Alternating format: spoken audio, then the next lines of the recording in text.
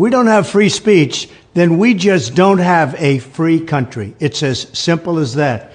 If this most fundamental right is allowed to perish, then the rest of our rights and liberties will topple, just like dominoes, one by one. They'll go down. That's why today I'm announcing my plan to shatter the left-wing censorship regime and to reclaim the right to free speech for all Americans. And reclaim is a very important word in this case because they've taken it away. In recent weeks, bombshell reports have confirmed that a sinister group of deep state bureaucrats, Silicon Valley tyrants, left-wing activists, and depraved corporate news media have been conspiring to manipulate and silence the American people. They have collaborated to suppress vital information on everything from elections to public health. The censorship cartel must be dismantled and destroyed, and it must happen immediately. And here's my plan. First, within hours of my inauguration, I will sign an executive order banning any federal department or agency from colluding with any organization, business, or person to censor, limit, categorize, or impede the lawful speech of American citizens. I will then ban federal money from being used to label domestic speech as mis- or disinformation.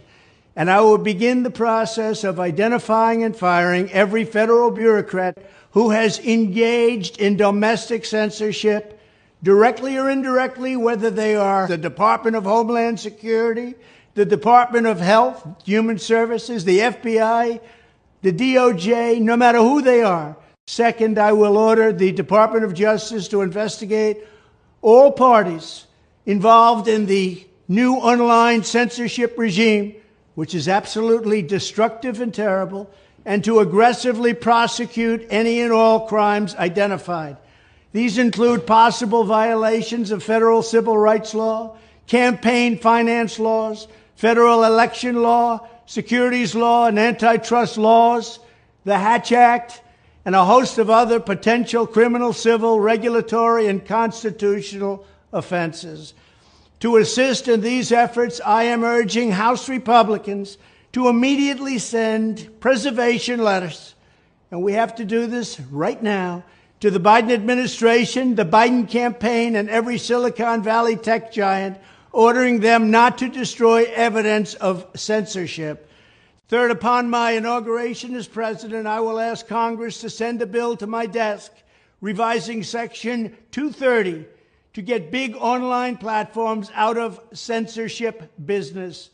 From now on, digital platforms should only qualify for immunity protection under Section 230 if they meet high standards of neutrality, transparency, fairness, and non-discrimination. We should require these platforms to increase their efforts to take down unlawful content such as child exploitation and promoting terrorism, while dramatically curtailing their power to arbitrarily restrict lawful speech. Fourth, we need to break up the entire toxic censorship industry that has arisen under the false guise of tackling so-called mis- and disinformation. The federal government should immediately stop funding all nonprofits and academic programs that support this authoritarian project.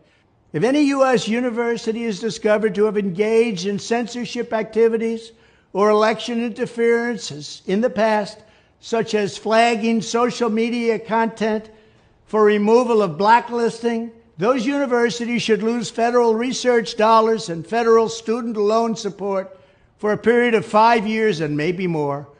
We should also enact new laws laying out clear criminal penalties for federal bureaucrats who partner with private entities to do an end run around the Constitution and deprive Americans of their First, Fourth, and Fifth Amendment rights. In other words, deprive them of their vote. And once you lose those elections, and once you lose your borders like we have, you no longer have a country. Furthermore, to confront the problems of major platforms being infiltrated by legions of former deep staters and intelligence officials, there should be a 7-year cooling-off period before any employee of the FBI, CIA, NSA, DNI, DHS, or DOD is allowed to take a job at a company possessing vast quantities of U.S. user data. Fifth, the time has finally come for Congress to pass a digital Bill of Rights. This should include a right to digital due process. In other words, government officials should need a court order to take down online content, not send information requests such as the FBI was sending to Twitter. Furthermore, when users of big online platforms have their content or accounts removed, throttled, shadow banned, or otherwise restricted, no matter what name they use, they should have the right to be informed that it's happening, the right to a specific explanation of the reason why, and the right to a timely appeal.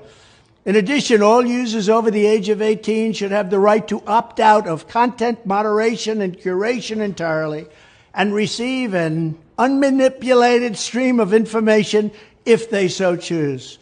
The fight for free speech is a matter of victory or death for America and for the survival of Western civilization itself. When I am president, this whole rotten system of censorship and information control will be ripped out of the system at large. There won't be anything left. By restoring free speech, we'll begin to reclaim our democracy and save our nation. Thank you, and God bless America.